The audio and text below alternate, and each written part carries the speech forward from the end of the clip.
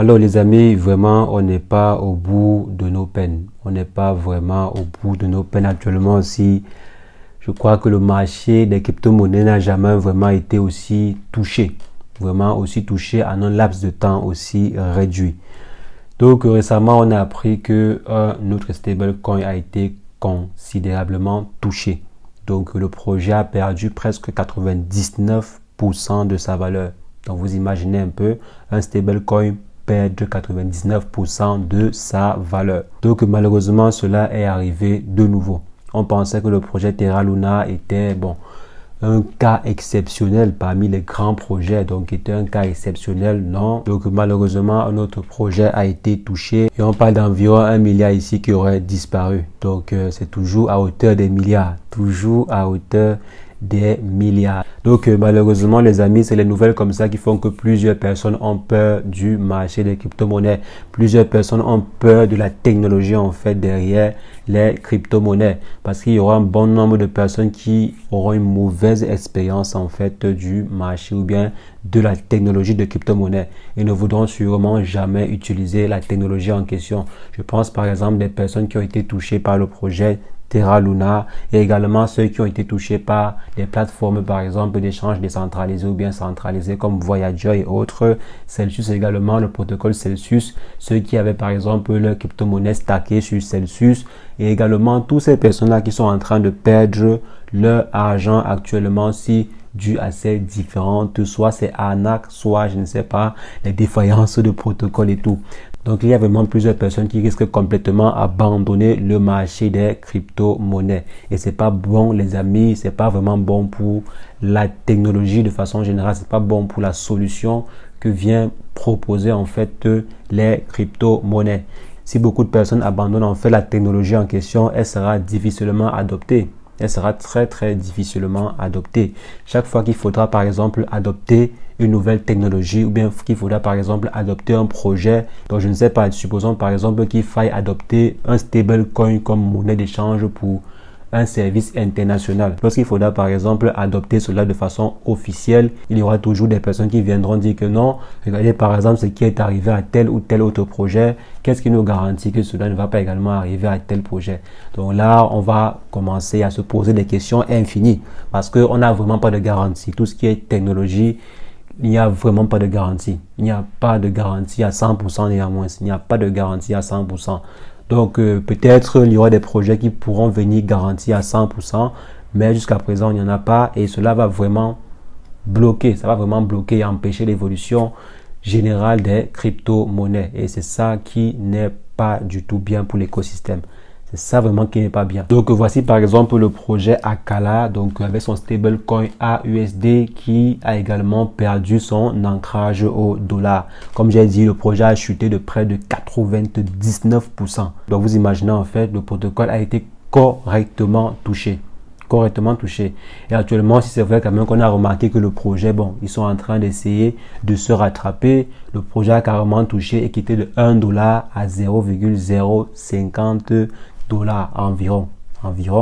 Donc c'est énorme. Perdre carrément presque 2 zéros, donc presque 1 zéro.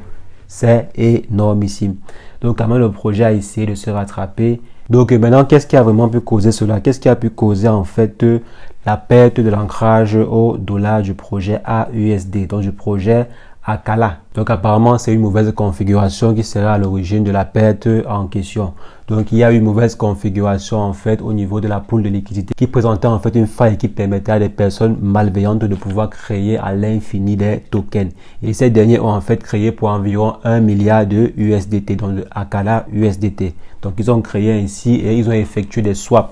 Donc ils ont par exemple swappé le projet avec des BTC, swappé avec des Binance, swappé avec d'autres crypto-monnaies. Donc vous imaginez en fait la perte parce que normalement il y a un nombre de tokens qui a été défini et le stablecoin est là pour assurer en fait la stabilité ou bien l'ancrage avec le dollar. Et derrière, généralement, ces stablecoins là, pour le cas particulier en fait de Akala, il y avait des ressources derrière. Et les ressources en question, c'était quoi? C'est simplement d'autres crypto-monnaies. On parle, c'est un peu comme Terra Luna. Donc on parle en fait qu'il y avait une quantité de Bitcoin derrière, une certaine quantité en fait de d'autres crypto-monnaies. Donc c'est ça en fait qui assurait l'ancrage au dollar. Il y a une bonne partie de ces crypto-monnaies qui ont disparu. On parle de près de la moitié de ces crypto-monnaies qui ont disparu. Donc, selon le patron de Binance, le portefeuille de la personne qui a attaqué en fait le système en question détient plus d'1 milliard d'AUSD. Donc, plus d'1 milliard de ces stablecoins. Maintenant, je ne sais pas vraiment comment est-ce qu'ils comptent gérer cela. Est-ce qu'ils vont faire une V2 pour, par exemple, abandonner les tokens en question? Est-ce qu'ils vont mettre une limite? Est-ce que donc, actuellement, si je crois qu'une réunion de crise a été convoquée, et on remarque en fait que la principale plateforme où la crypto-monnaie en question, bien le stablecoin en question a été échangé, à savoir KuCoin. Bon, sur la plateforme en question, le prix, il a presque rattrapé les 1 $. Donc, le prix a presque rattrapé. Mais sur CoinMarketCap, le prix, il est très bas. Le prix est très bas.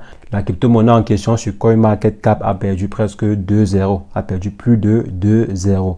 Mais sur KuCoin, le prix il est presque encore à 1 $. Mais on sait très bien qu'il y a eu un short sur le projet en question et actuellement, si la monnaie ou bien la crypto-monnaie en question n'est pas encore échangeable sur KuCoin. Donc, il y a vraiment un souci très grave. Je vous déconseille fortement d'acheter la crypto-monnaie en question parce que je vous connais. Je connais les investisseurs, je connais en fait certains investisseurs parce qu'il y a beaucoup de personnes qui chassent souvent les 0,00. Donc, quand il y a un projet en fait qui chute et arrive à 0,001, il y a plusieurs personnes qui plongent dessus espérant que le projet va se relever très rapidement. C'est vrai que ça peut arriver que certains projets se relèvent en fait, très rapidement. Mais en fait, généralement, ce n'est pas le cas. Généralement, ce n'est pas le cas. Donc, évitez en fait de plonger sur des projets qui sont en difficulté. C'est vous en fait qui allez financer les grosses baleines. Parce qu'il y a en fait des grosses baleines qui détiennent beaucoup de ces stablecoins là. Et maintenant, vous, si vous partez par exemple à acheter, ça veut dire que vous allez fournir en fait la pool de liquidité et ces personnes-là auront la possibilité de pouvoir retirer leurs fonds en gagnant quand même quelque chose. C'est ce qui s'est passé avec le projet Terra Luna. On a dit le projet Terra Luna a chuté. Il y a eu plusieurs personnes qui ont commencé à faire des vidéos dessus, à dire qu'il faut investir. Et plusieurs personnes ont investi. Ce sont des grosses baleines qui se sont plutôt mises à l'aise. Parce que cela a en fait permis que certaines baleines puissent facilement échanger ou bien échanger la quantité de stablecoin qu'ils avaient pour avoir quelque chose d'assez conséquent. Pourquoi? Parce que vous avez acheté le stablecoin en question. Donc, quand cela avait en fait chuté ou bien quand cela avait perdu son ancrage au dollar. Donc, les amis, vraiment de grâce, faites attention lorsque vous voulez prendre ce risque-là. Bien sûr, je ne suis pas votre conseiller financier. Vous pouvez toujours prendre le risque en question et vous gagner. Donc, vous pouvez par exemple prendre le risque en question d'acheter une crypto-monnaie qui est en train de mourir et demain, bon, par magie ou bien par chance, le projet se relève. Mais généralement, il faut l'éviter. Généralement, il faut l'éviter. Il y a plusieurs projets qui sont encore en vie. Il y a plusieurs projets qui sont encore sur le pied et qui ont juste besoin de financement pour exploser. Allez par exemple aider ces projets-là à exploser. Allez par exemple aider ces projets-là à atteindre les sommets. Donc au lieu de partir vous faire arnaquer ou bien vous faire berner sur des projets qui sont en train de mourir. Donc là bien sûr c'est mon humble avis. Je ne suis pas votre conseiller financier. À vous de faire ce que vous voulez avec votre argent. Donc faites très attention à certains projets. Malheureusement, certains projets n'avertissent pas. Je pense par exemple au projet Terra Luna en premier. C'est vrai que la chute par exemple du projet Terra Luna s'est effectuée en plusieurs phases. Et celle du projet Akala, bon, celle-ci quand même s'est effectuée directement. Donc la perte de l'ancrage a été brusque. Le projet avait déjà perdu presque 90% de sa valeur. Donc c'est énorme. Donc il y a en fait des projets qui ne préviennent pas. Des projets en fait qui chutent sans vous prévenir. Donc là, vraiment, il est très difficile de pouvoir voir l'attaque et esquiver l'attaque en question. Il est très difficile. D'autant plus qu'on fait beaucoup confiance à ces projets-là. On fait beaucoup confiance à ces projets. Imaginez-vous demain si on vous dit que Binance ou bien qu'il y a eu un souci avec l'ancrage au dollar des BUSD. Donc les Binance USD ont eu des soucis. Vous imaginez la catastrophe derrière? Ce serait terrible. Ce serait vraiment terrible. Donc, ce que je peux vous conseiller simplement ici, c'est de toujours diversifier ces crypto-monnaies. Diversifier, si jamais vous voulez par exemple avoir des stablecoins, diversifiez vos stablecoins. Mettez par exemple une partie en BUSD, une partie en Tether et une partie peut-être en USDC. Donc, vous essayez en fait de diversifier comme ceci. Et bien sûr, vous essayez également de diversifier vous-même vos différents investissements. Donc, les amis, concernant le projet Akala, moi-même, je n'étais pas prêt. Je n'étais personnellement pas prêt. Je n'étais pas prêt à cela. Donc, je vais simplement vous inviter à être un peu plus vigilant. Soyez juste un peu plus vigilant sur le marché des crypto-monnaies et faites très attention.